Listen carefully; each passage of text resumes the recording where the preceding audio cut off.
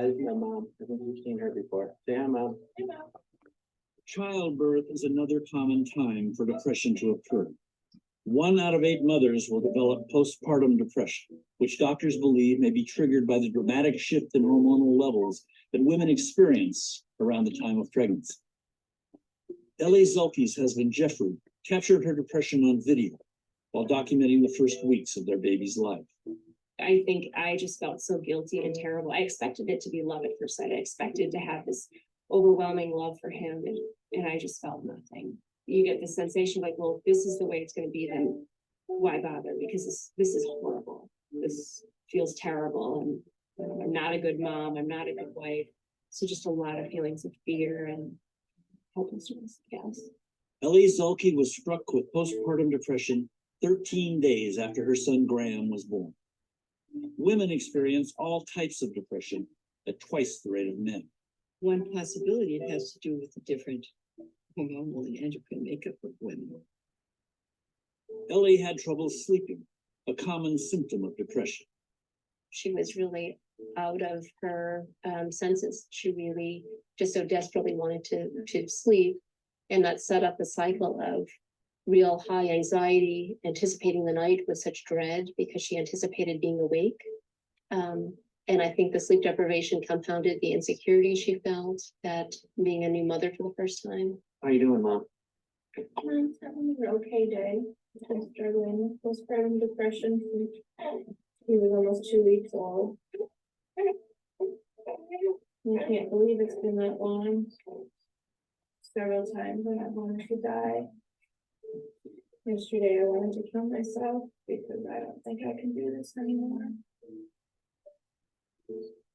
One thing that happened to me is I had what they call intrusive thoughts, which are really scary thoughts about hurting your baby or hurting yourself. Intrusive thoughts can often include things like seeing your child hurled against a wall or seeing yourself throw your child down the stairs. It's something that's so jarring because it goes against how you see yourself and becomes quite shameful.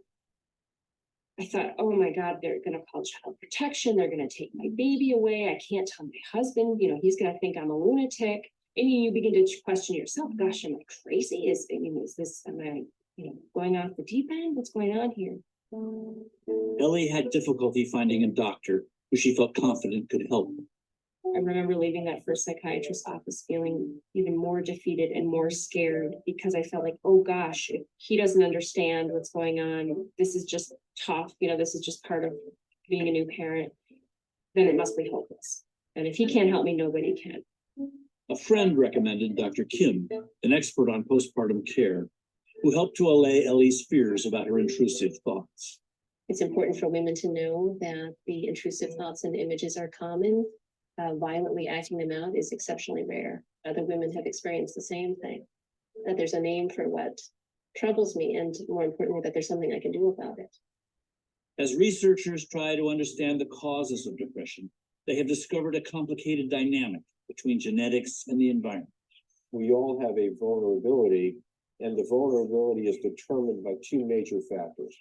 Genetic vulnerability, which accounts for about 1/3 of risk for depression, and what I would call environmental perturbations, which would include early life trauma, child abuse and neglect, experiencing traumatic events as a child and young adult, poverty. Surgeon and